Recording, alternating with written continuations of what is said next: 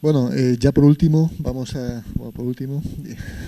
y no menos importante, como se suele decir, voy a presentar a mi amigo Lluís Vicent.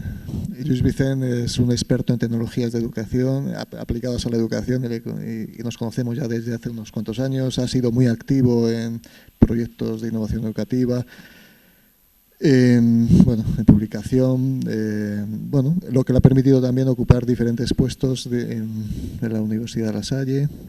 Ha participado y, por último, ya ha participado en la creación de la Universidad Oberta de La Salle y actualmente pues es rector magnífico de esa universidad en Andorra, ¿no? Y bueno, no sé si completar el currículum, porque ayer volviste en el AVE, viniste en el AVE acompañado del ministro de Exteriores, ¿no? No sé si... Bien. Bueno, él nos va a presentar una ponencia sobre cómo ellos están planteando una aproximación radical en la formación de competencias transversales. Gracias. Gracias, Edmundo. Supongo que encontraré mi presentación. ¿Me ayudas? Sí. Bueno, gracias, Edmundo, y también gracias a eMadrid, porque esta es la segunda vez que vengo a este ciclo de conferencias, ¿no? Esto demuestra que el hombre no aprende y los errores se repiten una vez tras otra. Aquella vez fue hace 3 o 4 años. Yo he cambiado bastante, la universidad ha cambiado bastante, en Madrid también ha cambiado. Han pasado cosas, pero bueno, continuamos encontrando la misma gente en los mismos sitios. Hay cosas que continúan permaneciendo. Bueno, la sensación después de haber oído a mis precedentes es que voy a bajar un poco el nivel intelectual o académico de la presentación, porque yo venía a hablar de fútbol. A mí me gusta el fútbol. Y estos son mis 2 equipos, lo cual es muy políticamente incorrecto de decir en Madrid. Pero unos van de amarillo, que son de mi tierra, y hay alguna más que hay por aquí, el Villarreal, y el otro es el Barça, que también es bastante de mi tierra, digamos. La mayoría solemos ser de este equipo. ¿Y por qué quiero hablar de fútbol? Porque a fútbol, especialmente los niños, pero está cambiando, ya no hay tanta diferencia de género en esto, pues empezamos a jugar a muy temprana edad. Y para jugar a fútbol, cuando yo era pequeño, todo lo que nos hacía falta era un balón y 2 porterías. Pero las 2 porterías os voy a enseñar cómo eran, ¿eh? Esto es anterior a mí. En mi época, en vez de 2 gorras, eran 2 jerseys. Se ponían en el suelo y jugábamos a fútbol. ¿Nos sabíamos el reglamento? No. Ni falta que nos hacía. ¿Cuándo era alta? Cuando el portero no llegaba. Ya está, una norma no escrita. ¿Sabíamos técnicas de fútbol? No, jugábamos a fútbol. Esto ahora pues se ha modernizado un poco, los niños ya van a campos con porterías un poquito más decentes, pero también empiezan a jugar porque sí. No hay nadie que les dé unos fundamentos teóricos para jugar al fútbol. Y entonces yo me he planteado que en la enseñanza tradicional siempre se hace así, ¿no? De hecho, hoy nuestra primera ponencia, que iba sobre competencias transversales, lo primero que ha hecho ha sido definirlas. O sea, primero ha creado el terreno de juego, ¿no? Antes de empezar a trabajar las define. Entonces yo me planteé cómo podía ser un curso de fútbol para dar los fundamentos teóricos del fútbol a un niño, ¿no? No lo he encontrado por internet, no sé si existe, pero me lo he inventado yo, ¿no? Entonces, yo creo que un temario de fútbol pues sería una cosa como así. Capítulo 1, el balón. El objeto, la forma, materiales. Peso y dimensiones, tipos de balones, para hierba, para tierra, para cemento. Capítulo 2, el lanzamiento del balón. Tiro recto, tiro parabólico. Para el tiro parabólico deberíamos enseñar a todos el cálculo del ángulo del impacto del balón, trigonometría, masas, resistencia del viento. Tendríamos que poner unas ciertas fórmulas. ¿A cuántos niños de 4 o 5 años engancharíamos para jugar a fútbol si empezamos a hablarles de fútbol de esta manera?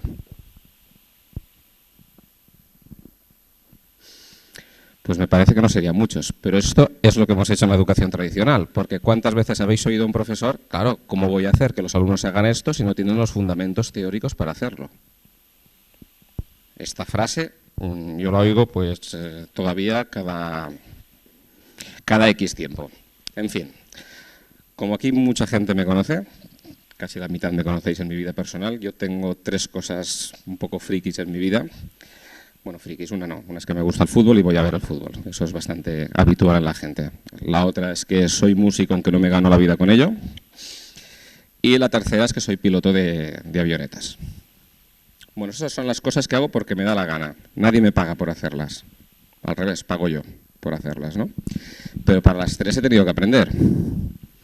En ninguna de estas 3 me han dado clases teóricas antes de hacer la práctica. O sea, empecé a jugar al fútbol en ninguna de las 3, ni en la tercera, porque te sorprenda, Balta, ni en la tercera. Yo empecé a tocar la guitarra tocando las canciones que me gustaban. Y cuando fui a la academia de pilotos, el primer día de la academia de pilotos, me dice el instructor, súbete a la avioneta. Me dice, ¿cómo me subo a la avioneta? ¿Tú estás chalado o qué? Súbete a la avioneta. Tenía doble mando, estaba él, pero lo primero que hicimos, antes de explicarme nada de una avioneta, fue subir, hacer un vuelo, y yo ya le daba motor, quitaba, tocaba la palanca desde el primer día. Entonces esto también me planteó muchas cosas, ¿no? De gente que ha llegado lejos en cosas. Este señor, si leemos su biografía, empezó a aprender solfeo a los 41. O sea que todavía estoy a tiempo. Este señor aprendió tocando. Lo primero que hizo es tocar una guitarra. Este señor, que igual no despierte muchas simpatías por aquí, pero supongo que un cierto consenso de que no es malo del todo, habrá. Este señor que la toca bastante bien, no sé su biografía, pero estoy seguro que no empezó estudiando fundamentos teóricos de fútbol. Empezó a jugar a fútbol, vieron que tenía talento y esta persona, igual que Paco de Lucía, fueron creciendo. Pero fueron creciendo ¿cómo? ¿Estudiando formalmente? No, pero sí que acompañados. Es decir, Paco de Lucía, su padre le buscaba gente que tocaba muy bien la guitarra de su zona para que estudiara con él, para que trabajara con él. A Messi, pues tuvo desde siempre gente que le iba ayudando a trabajar con el balón. Con lo cual,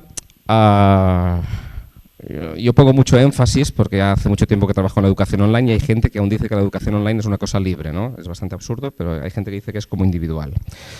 El papel del profesor en online o en presencial sigue siendo fundamental porque es la persona que tiene que formar a la persona en general, pero además desarrollar las habilidades que queramos en cada momento.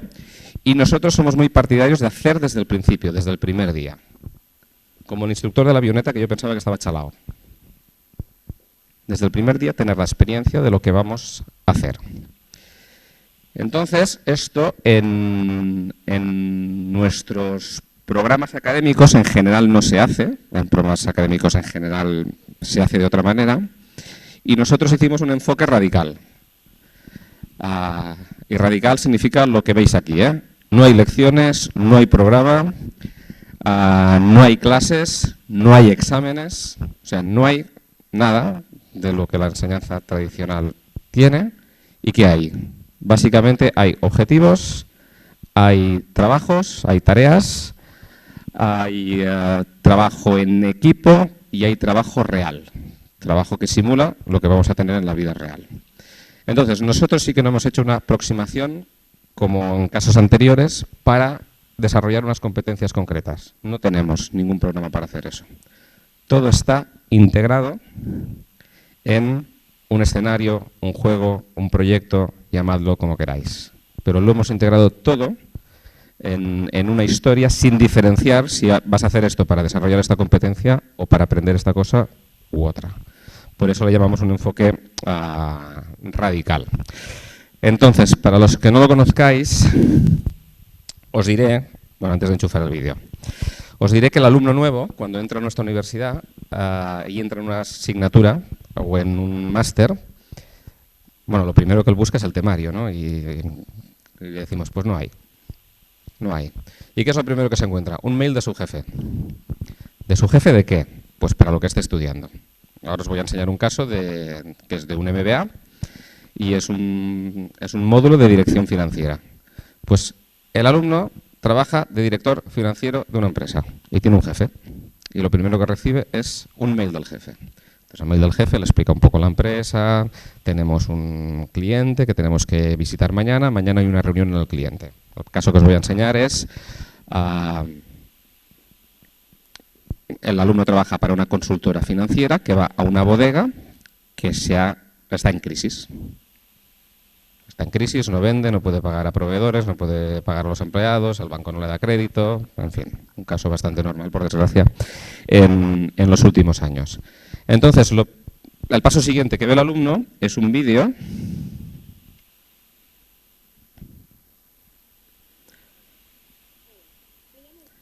que el audio no lo escucharéis, pero bueno, tampoco no es muy importante. Es un vídeo donde la cámara es el alumno. Porque esto es para hacerse online o presencial, pero se puede hacer online. El alumno es la cámara, nosotros estamos detrás, esta es nuestra jefa y este es nuestro cliente, que es el dueño de la bodega.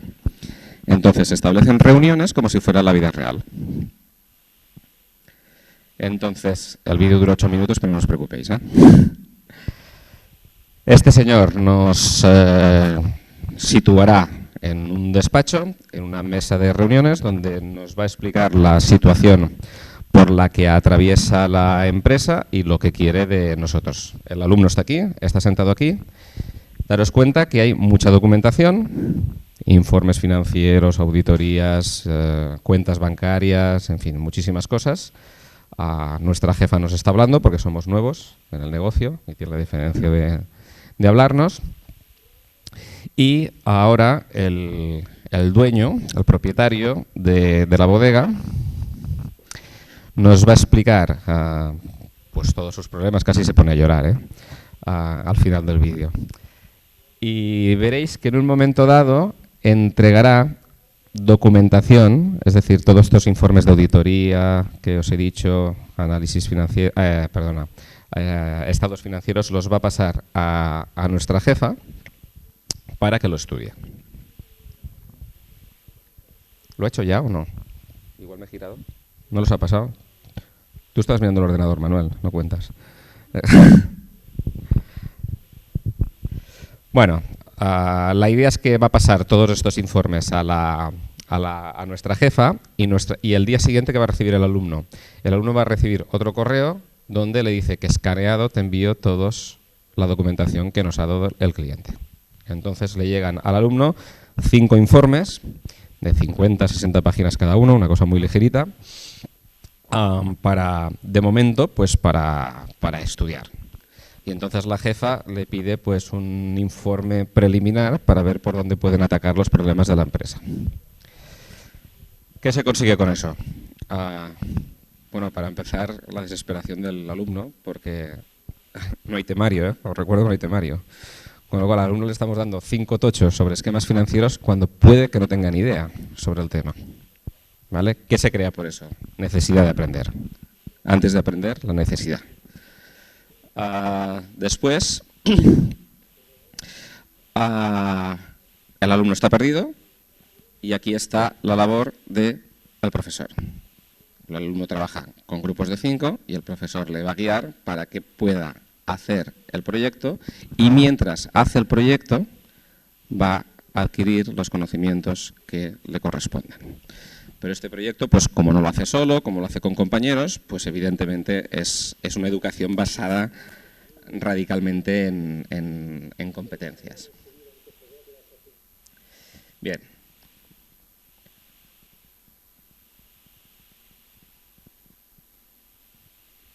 Cada vez soy menos hábil con la tecnología, ¿eh?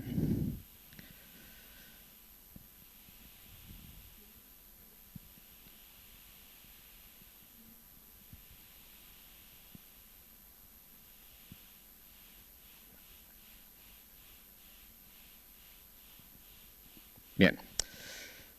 Entonces, nuestro campus virtual, nuestro esquema, no es el típico, sino que tiene esta forma de aquí. Es decir, siempre tiene una tarea, que es lo principal, está basada en tareas, es Project Based Learning. Y luego hay una guía paso a paso para que el alumno, cuando no tiene el profesor, no esté perdido del todo. Vale, tienes que leerte un análisis financiero, tranquilo, pues bájatelo. Hay recursos para, que es el paso siguiente. En la guía paso a paso le va a decir, hay recursos de sobra en Internet para que tú puedas saber y puedas entender qué es un balance, y aquí se le ponen pues vídeos de YouTube o vídeos que hemos creado nosotros o PDFs, cualquier cosa, o algún juego, cualquier cosa puede servir como recurso. Al final hay un comprobar vuestro trabajo, porque los errores se repiten y lo sabéis, entonces antes de enviar un trabajo al profesor, para descargarles se le hace revisar ciertas cosas, ¿no? Errores clásicos. Y luego una reflexión. ¿Y la reflexión para qué la hacemos? Porque esto es un MBA, es una dirección financiera, pero estamos hablando de un caso concreto que es una bodega. Lo que has aprendido para la bodega, ¿te sirve solo para una bodega o tú lo puedes extrapolar a cualquier tipo de empresa o incluso a la vida? Entonces sí que hacemos como un final de reflexión para que los alumnos sean conscientes también de que han aprendido. Bien, pues en este MBA en concreto es un programa que está dividido en 6 asignaturas solo, son 2 años, porque el sistema andorrano es como el europeo general, digamos, el máster es de 2 años. Entonces es un máster de 2 años con 6 asignaturas y cada asignatura dura 3 meses. Con lo cual los alumnos están trabajando 3 meses como si estuvieran trabajando en la empresa real. Y tenemos escenarios de este tipo en cada uno de ellos. Entonces, la manera de trabajar, he dicho que el profesor es fundamental, tiene que haber como un profesor horizontal, que le llamo yo, que es un experto en la pedagogía del trabajo en grupo, del desarrollo de competencias. No tiene por qué ser un gran experto en cada materia, pero es la persona que sigue al alumno durante toda su trayectoria. Y luego tiene que haber expertos en cada una de las materias, con lo cual es cierto que se necesita un doble rol para el buen éxito de esta idea.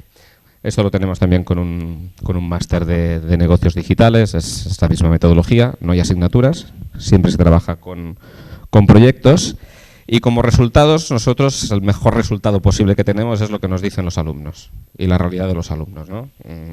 Aquí he puesto tres testimoniales, los que hablan un poco sobre la metodología. Aquí dice: la metodología permite aprender haciendo y retener conceptos que de otro modo no hubiésemos conseguido. Poder practicar con casos prácticos y trabajar con casos reales de escenarios muy bien definidos. El hecho de buscar tú mismo las respuestas implica un sobreesfuerzo, pero vale la pena para adquirir nuevos conocimientos. Luego hablaré del sobreesfuerzo que requiere esto. Otro dice que pues, le ayuda a tener una visión global muy importante para la toma de decisiones. Continuamente están decidiendo nuestros estudiantes y bueno, con el MBA he hecho contactos, esto es un poco lo de siempre. Una cosa que nos gusta mucho, esta nos encanta, he ganado confianza en mí mismo y he adquirido puestos de mayor responsabilidad en la empresa. Esto nos ha pasado bastante. Alumnos que han progresado en su carrera profesional después del máster. Él dice que hay un cambio muy significativo en sus funciones y dice que ha pasado de apretar tornillos, con todos los respetos para apretar tornillos, a gestionar proyectos. Bueno, para nosotros esto es el principal termómetro de si la cosa funciona o no. Luego os daré al final otros indicadores al respecto. Entonces, ¿cómo se evalúa todo esto? Ya he dicho que no hay exámenes. No hay exámenes, se trabaja todos los días, se trabaja en equipos, pues como ha dicho antes Daniel y Virginia creo que también, pues hay rúbricas para que los profesores tengan una idea, una aproximación de cómo deben evaluar. Es decir, que las notas 10-8, 8-6, 4-2, 2-0 implican ciertas cosas, ¿no? Un 8-10 es un nivel excepcional de desempeño, 8-6, nivel de desempeño que supera lo esperado. Bueno, continúa habiendo ambigüedad en cada cosa, pero es una manera de reducir la incertidumbre para la evaluación de los diferentes profesores. Y lo que se va evaluando cada semana siempre son competencias de alguna manera. Y aquí os pongo un ejemplo, ¿no? Pues, por ejemplo, las descripciones realizadas por los alumnos sobre sus hallazgos clave son completas y están bien razonadas. Es decir, saben argumentar, saben describirlo, saben explicar. Aquí hay varias competencias, ¿no? Descripciones son concisas y completas. Capacidad de comunicación. Y esto se va haciendo para cada una de las materias. Aquí lo mismo, el tono es apropiado y profesional, es decir, comunicación profesional. Siempre lo que vamos evaluando son competencias. Pero nuestro programa es un programa arreglado, es oficial, según Bolonia. Y en todo programa oficial, al final, lo único que se exige es una nota por asignatura, ¿verdad? Con lo cual, nuestras notas finales de los alumnos son de este tipo. Y aquí no hay competencias, es una nota por asignatura. Con lo cual, al proceso de Bolonia, y esto yo lo escribí en 2010, he puesto aquí el link por si alguien lo quiere mirar, se nos pide un esfuerzo para trabajar por competencias, lo hacemos, pero no hay una equivalencia finalmente con los expedientes académicos que se dan. El expediente académico es por asignatura y dentro de la asignatura todo queda tapado. Y nadie puede saber si has desarrollado unas competencias u otras, queda como oculto. Yo era partidario de que en el expediente académico fuera obligatorio una nota por competencias, y una nota, porque en el suplemento europeo al título sí que pone las competencias que adquieres, pero no pone nota. O sea, yo sería partidario de que se evaluaran y se hicieran. Si quieren, como descargo de conciencia, en Estados Unidos pasa igual. Yo, que soy evaluador de ABET, cuando voy a hacer las evaluaciones de los americanos veo lo mismo. Sí, todo por competencias, pero al final hay una nota de examen, con lo cual allí se enmascara, allí se pierde. Bueno, hay que jugar entre los sistemas que podemos hacer y los sistemas que podemos hacer en clase y luego lo que tenemos que dar a los ministerios. Una aproximación más fuerte aún en cuanto a evaluación de competencias, yo la he hecho no es en la Open University, es en la Universidad de La Salle de Barcelona, en el máster de formación al profesorado. En este máster, que también he arreglado, aquí sí que solo evaluamos competencias y es lo único que damos como notas oficiales. Es decir, nosotros tenemos estas competencias en el máster y estas competencias se reparten en diversas asignaturas. 4.1, 4.2 son asignaturas, ¿eh? Subject 5.1, Subject 5.2, 6. La 6 es la mía. Yo cuando doy nota de mi asignatura, yo no doy una nota. Yo doy una nota por cada una de las competencias que me tocan. Y yo sé el peso que tiene en mi asignatura cada una de estas competencias. Es decir, la competencia 18 en mi asignatura pues tiene un peso del 70%. Esta es la más importante para mí. Pero yo doy 6 notas, no doy una nota de asignatura. Y al final lo que reciben los alumnos es un expediente con competencias, sin asignaturas. Esto sí que ha sido aceptado por la agencia de calidad y lo estamos haciendo aquí.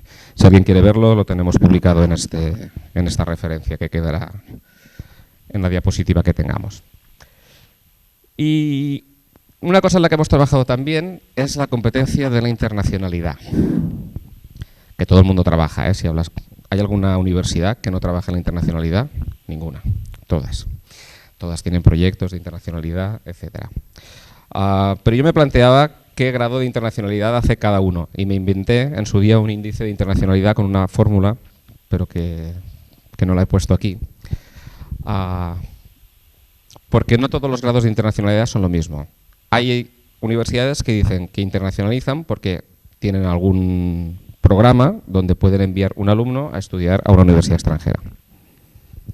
O porque hay un programa donde 40 alumnos se van un mes a San Francisco a dar una clase allá. Si 40 alumnos de Madrid se van a San Francisco a dar una clase, pues sí, el profesor será de San Francisco, hay una cierta internacionalidad, pero no muy grande, porque hay 40 alumnos de Madrid allí. Entonces yo me planteaba, internacionalidad 0 es una clase con todos los profes y alumnos de la misma nacionalidad. Aquí no hay ninguna internacionalidad. Internacionalidad 1 sería una clase donde todos los profesores y todos los alumnos fueran de nacionalidad diferente. Sería la máxima internacionalidad posible, o sea, la ONU. Entonces, trabajar en un entorno así sí que permite desarrollar unas capacidades de multiculturalidad, multilenguaje, multireligiosidad también, que son muy interesantes de hacer, ¿no? Entonces nosotros eso sí que lo hemos hecho con el mismo programa, este programa de Learning by Doing Radical que hemos hecho. Lo que hacemos es que Como somos La Salle está por todo el mundo, en más de 80 países, pues lo que hacemos es que los grupos de trabajo sean de gente de diferentes nacionalidades y que los profesores sean de otra nacionalidad diferente. ¿Qué ganan con eso? Van a aprender lo mismo, de finanzas, de trabajo en equipo, etcétera, pero además van a tener que gestionar las diferencias culturales de comunicación que son complejas. Vosotros sabéis que hay muchas culturas que no saben decir que no, ¿no? Y esto hasta que lo aprendes es terrible, porque te dicen sí, pero es no. Pues bueno, al menos con estos programas se puede hacer. Ahora estamos en la segunda edición del Programa Internacional de Dirección Financiera. El primer programa participaron estas universidades, 8 centros, y la distribución de los alumnos, como veis, pues era bastante heterogénea. Conseguimos un grupo muy multinacional y bastante distribuido. Entonces, también los profesores eran de diferentes lugares, y una cosa muy interesante también es poder ofrecer un título con universidades de 8 países diferentes. O sea, es un título, un diploma multipaís. Que eso, pues bueno, también es una cosa atractiva. Bueno, este es el programa, es la gente que participará este año, y en este programa lo que hemos conseguido es una internacionalidad igual a 1 y una experiencia de Learning by Doing internacional muy real. Entonces, yendo a una pregunta que han hecho antes a Virginia, nosotros hemos iniciado hace un año un proyecto de investigación para medir si realmente todos estos métodos, que quedan muy bonitos cuando los explico, que parece un mundo ideal, etcétera, si realmente estos métodos mejoran la empleabilidad de los estudiantes. Entonces ahora estamos en un proyecto europeo que lo que vamos a hacer es responder a 3 preguntas. ¿El Learning by Doing mejora la competencia profesional y empleabilidad? ¿La internacionalidad mejora la competencia y empleabilidad de los estudiantes? ¿Es contraproducente introducir 2 cambios disruptivos a la vez, internacionalidad y Learning by Doing? Bueno, vamos a dar respuesta en el 2017, tenemos tiempo, son 3 años, a este proyecto, pero estamos en un proyecto de investigación con 6 escuelas de Europa y 4 partners en este programa. Cuando acabemos, pues tendremos unas conclusiones más importantes sobre este tema, ¿no? Este es el título del proyecto, le llamamos Learning for Work, que es muchísimo más fácil. Espero que dentro de año y medio, ¿no? 2 años prácticamente, darles unas conclusiones más potentes al respecto. En ello lo que hacemos es comparativas entre escuelas que trabajan tradicionalmente y Learning by Doing. Y luego entre escuelas que van a trabajar internacionalmente online y escuelas que no lo van a hacer. Con eso vamos a hacer los contrastes de hipótesis, las pruebas estadísticas que toquen, y estudiaremos la empleabilidad para ver si realmente tiene éxito o no. Bien, y para acabar me gustaría hacer una reflexión, porque las jornadas de Madrid son tecnológicas, ¿no? Y yo diría, ¿la tecnología para qué? ¿Para qué la queremos? ¿En qué nos va a condicionar? Para nosotros la tecnología es fundamental en 2 aspectos. Uno es que tiene que ser un asistente para el profesor. Tiene que ayudar al profesor a evaluar las competencias y manejar la clase, que significa conocer bien sus alumnos y desarrollar actividades adecuadas para cada alumno, en la línea que también explicaba Virginia. Nosotros hace años hicimos un programa que es un asistente al profesor, que lo que hace es extrae todas las evaluaciones que hay en el campus virtual, en el Learning Management System, de cualquier tipo, las extrae y las agrupa por análisis factorial. Entonces vimos, por ejemplo, que en asignaturas con 400 datos, el 75% de la información está en 3 factores. Y si llego al cuarto ya es el 85%. Es decir, que se resumen las 400 preguntas en 4 realmente. Es decir, los alumnos tienen un comportamiento pues bueno en el factor 1, hay un grupo de alumnos que tienen un comportamiento bueno en el factor 1 y malo en los otros 3. Hay otro grupo de alumnos que tienen un comportamiento bueno en el factor 2 y malo en los otros 3. Tienen un comportamiento similar. Cada uno de estos comportamientos es una competencia o una serie de competencias. O sea, el factor 1 puede ser capacidad de análisis, el factor 2 puede ser memorización. Con eso, y cada factor está formado por las preguntas, ¿no? Si tú ves qué tipo de preguntas pertenecen a un factor 1, tú puedes conocer qué competencia estás haciendo aquí. Entonces, esto es una guía muy rápida para el profesor o que necesita cierto aprendizaje. Y también lo que le permite es agrupar a los alumnos, que es la parte de la derecha, en clústeres. Pues los alumnos que son analíticos, los alumnos que son memorísticos, los alumnos que son simplemente vagos.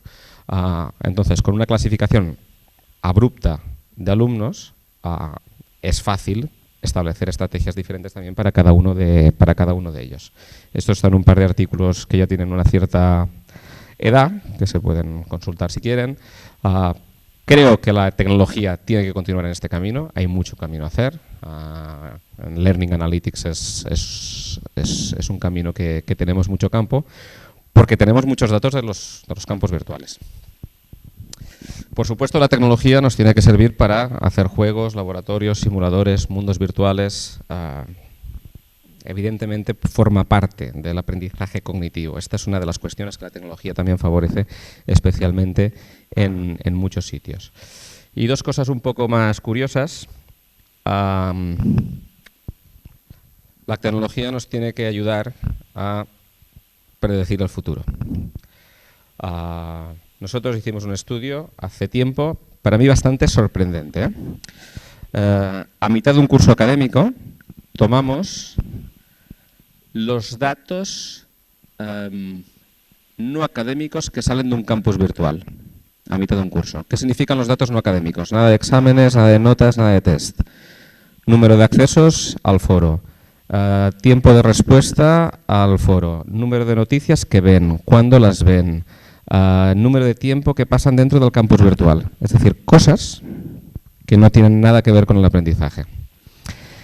Entonces, con solo estos datos, hicimos una predicción para ver la nota que tendría ese alumno a final de curso, haciéndolo a mitad de curso.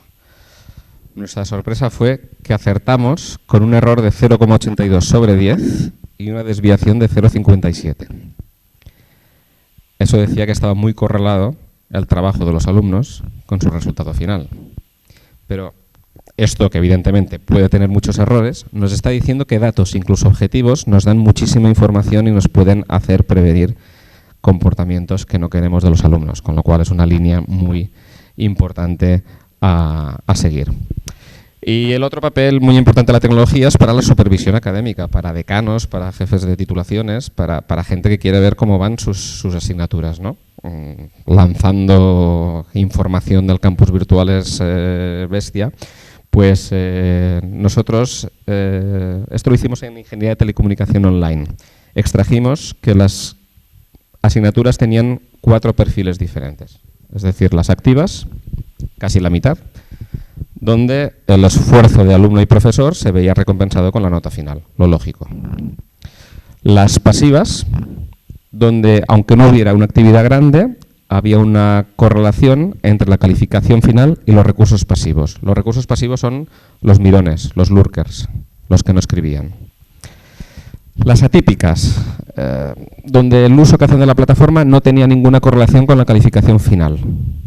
Había algunas que no encontramos relación, no podíamos sacar ninguna conclusión. Y las que para un decano esto es miel, ¿no? O para un director de programa, las ineficientes, donde a mayor esfuerzo de estudiante y profesor, peor resultado obtienen los alumnos. Eso es genial.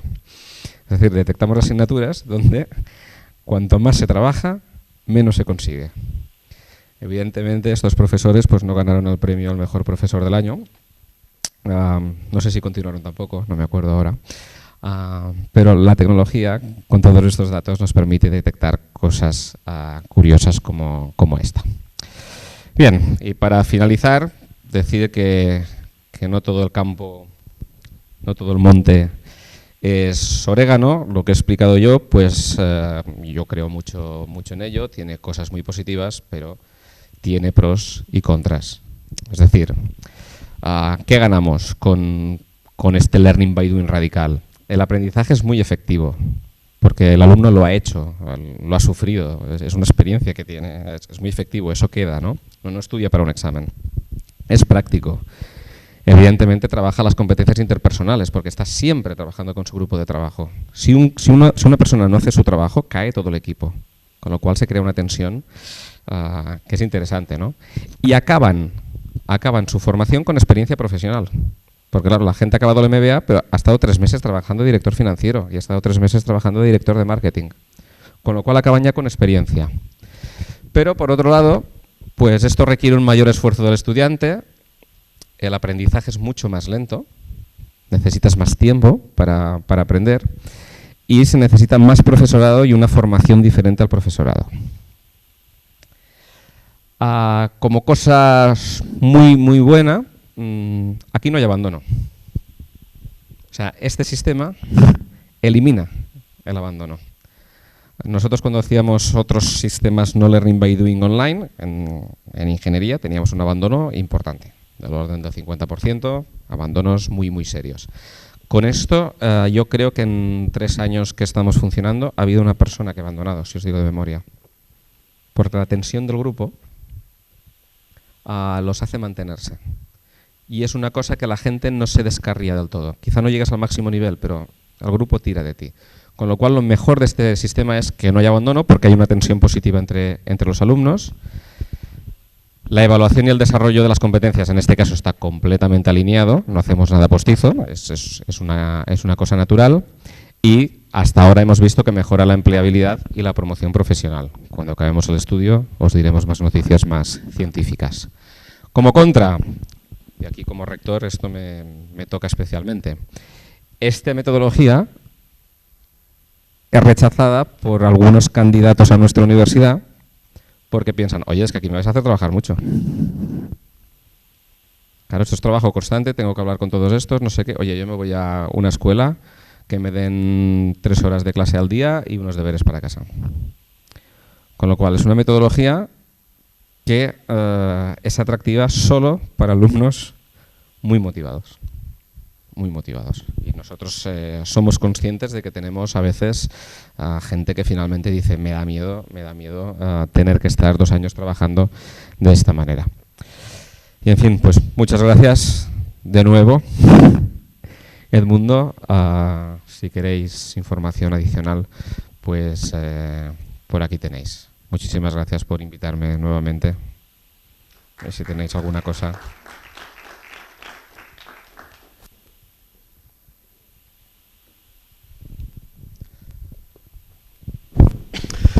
Bueno, gracias Luis por la interesante presentación. Bueno, yo te iba a preguntar un poco, me he quedado confundido un poco con la imagen de Messi al principio, a lo mejor ya me he perdido un poco. Sabía que te confundiría.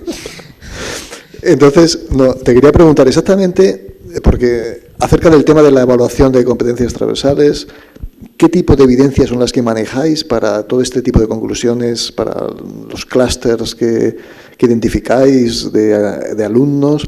Porque por otro lado, como decías, pues lo que públicamente dais al alumno o al alumno o a entidades que estén interesadas es una certificación de que tiene unas determinadas competencias, ¿no? Entonces, en concreto, ¿qué evidencias son estas las que utilizáis? Es que depende de cada tarea y de cada proyecto. Es decir, yo os he puesto una muestra de preguntas que contestamos. Cuando el alumno hace un trabajo, que cada semana hace uno, hay una serie de preguntas que el profesor tiene que responder y valorar, que son las competencias. Es decir, ¿utiliza un lenguaje profesional para defender esto? ¿Ha sabido gestionar con el grupo la organización del trabajo? Es decir, hay muchísimas competencias que en cada tarea son diferentes. Entonces, al final, todo eso se aglutina en un gran Excel y se saca una nota final. Pero no te puedo decir que haya, bueno, por ejemplo, en el máster del profesorado sí que hay solo 8 competencias que son las que se van replicando en cada asignatura. En el caso del MBA, las competencias hay muchas más subcompetencias, digamos, y se hace para cada tarea en concreto. No sé si te respondo, ¿eh? Sí. Sí, bueno, que efectivamente son variadas, depende un poco de la competencia, pero imagino que algunas son de observación, por parte de Sí. algún tipo de tutor, y luego también habrá extraída de algún tipo de trabajos o de prácticas que entreguen. No, son dos aspectos. Una es en el trabajo final, por ejemplo, de las que he puesto aquí. Utiliza un lenguaje profesional, eso sale del trabajo que has presentado, del informe que has presentado. Pero si has sabido gestionar en el grupo la organización del trabajo, esto viene de la labor del tutor, de inspección y de colaboración del grupo. Es decir, salen de diferentes lugares. Bueno, bien, gracias. La mala noticia, Lluís, es que me he dado cuenta que se te está pasando ya al punto de aprender solfeo. Ya, estoy ahí. Pero bueno, fue a los 41, estoy a tiempo. Estoy ahí. Luis, gracias por tu presentación. Yo utilizo una técnica parecida en una asignatura que es de e-learning y mis alumnos no están nada contentos. Piensan que tienen que trabajar mucho más y que soy muy malo. Que prefieren, digamos, esos sí trabajan bastante más. Hay una serie de cuestiones ahí, por ejemplo, ¿la rúbrica que utilizáis para evaluar la conocen los alumnos? Es todo transparente, ¿eh? Y luego además utilizáis una lista de verificación para que ellos comprueben antes de enviarlo o utilizáis la misma rúbrica. Sí. En cada tarea hay lista de verificación antes de enviar un trabajo, siempre. Y también hay otra cuestión, es cómo, por ejemplo, en muchos de estos máster, esto es completamente a distancia, ¿cómo gestionáis, por ejemplo, la evaluación de gestión de grupo, un poco más relación interpersonal, saber presentar, hablar en público? ¿Eso cómo lo gestionáis? Nuestro máster, el MBA, en concreto es muy síncrono. Es decir, cada semana hay sesiones síncronas de profesor con los grupos de trabajo y las presentaciones también son síncronas. Entonces, lo que se nos escapa del máster y de la formación online es una presentación como aquí, con público delante en directo. Pero las competencias que se adquieren es la de presentación por Internet y la de trabajo en grupo por Internet. Es decir, ellos trabajan asíncronamente, es la manera normal, pero una vez por semana saben que tienen que gestionar una reunión. Utilizamos Hangout ahora mismo, podría ser cualquier otra, ¿no? Pero por Hangout. Y a la hora de hacer las presentaciones es lo mismo. Ellos presentan telemáticamente. ¿Podemos decir que con eso están perfectamente habilitados para hacer una presentación con público delante? Es mucho atreverme a decir. Pero al menos sabemos que es gente que pueda trabajar muy bien en ambiente internacional. ¿Y en qué idioma hablan? Esta promoción creo que es castellano, la mayoría, porque los alumnos que tenemos son latinoamericanos. La edición en inglés no se ha podido abrir porque no teníamos alumnos suficientes para crear grupos. Castellano. Tenemos gente que hablan portuñol, pero no es un problema. Bien, gracias. Entonces, te hago un comentario de lo que me has dicho. Tus alumnos haces una cosa parecida y no les gusta porque tienen que trabajar mucho. Porque tú estás dentro de un programa de estudios con otras asignaturas que deben trabajar diferente. ¿Es así? Claro. Con lo cual, es lógico, llegan a tu asignatura y no les gusta. Hay una experiencia, no en mi universidad, pero en la Salle Barcelona, que pasó lo mismo. No les gustaba. Si yo soy comodón... No es tanto que no les guste, sino que les parece que es injusto.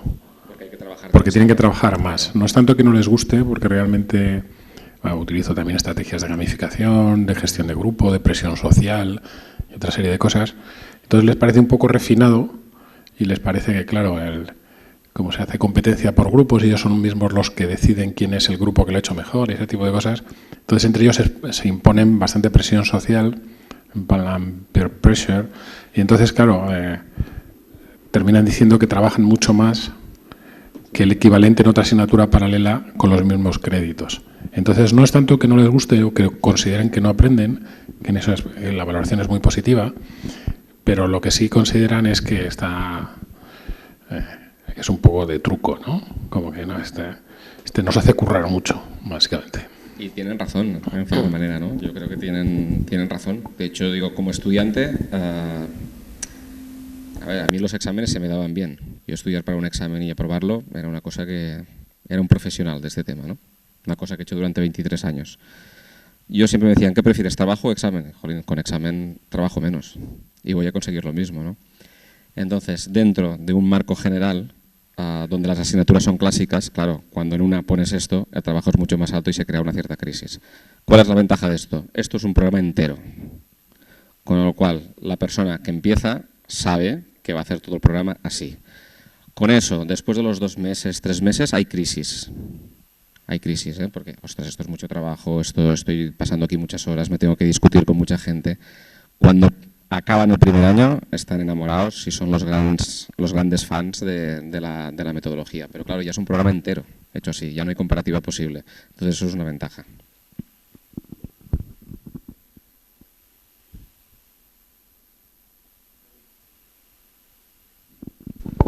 Bien. Y la última pregunta es en cuanto a la formación del profesorado, ¿no? Porque nosotros cuando hemos intentado incluir dentro de los programas el desarrollo y evaluación de competencias transversales, nos hemos encontrado con la resistencia del profesorado. No somos especialistas, no podemos ni trabajar esas competencias ni tenemos la suficiente competencia para poder evaluarlas, ¿no? Entonces, ¿cómo lo habéis resuelto entonces vosotros? Bueno, es que nosotros no tenemos el mismo problema que tenéis vosotros, porque vosotros sois la Universidad Politécnica de Madrid con un profesorado de muchos años trabajando, con lo cual hay una gran resistencia y es lógico. Yo sí que sufrí este problema cuando pasamos a online. Cuando pasamos telecos online, la gente no quería pasar a online, hasta que se creyó que el online era un gran producto, pero costó 3 años en hacerlo. Aquí ha sido muy fácil porque la universidad es nueva y los profesores son nuevos, entonces ellos han entrado sabiendo que la metodología es esta. Entonces yo no he tenido esa resistencia porque, claro, todo el mundo que ha venido ha sido savia nueva. Entonces es mucho más sencillo que jugar con los otros. Al final, cuando yo sí que hacía telecos online y pasé, mi experiencia era que los hechos tenían que convencer a la gente. Es decir, al primer año les molestaba, no querían en el online, al segundo año la cosa funcionaba, los alumnos respondían, resulta que los mejores alumnos eran de online y al tercer año ya estaban todos, digamos, ya convencidos de que el haber hecho online era bueno para los alumnos, era bueno para ellos también a nivel curricular. Tuvimos que hacer incentivos al profesorado en aquel momento y la cosa salió. Pero entiendo que hacer grandes cambios en universidades muy consolidadas es complejo. Esto es un mastodonte que comentábamos justo antes de empezar, ¿no? A ti, a vosotros.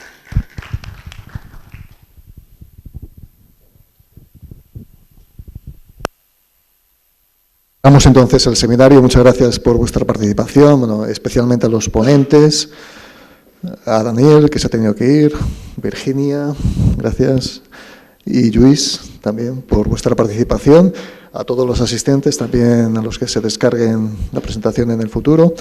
Y bueno, y gracias a la Politécnica de Madrid por dejarnos estas instalaciones y por permitirnos, especialmente también a los técnicos que han participado en la grabación y retransmisión del acto. Bueno, hasta la próxima, que será el próximo mes. Pedro, no sé si... 2 y 3 de diciembre, ¿dónde? En la Carlos III. Bueno, estad atentos a los tweets, etcétera, y a la web de Madrid. Bueno, hasta el próximo día.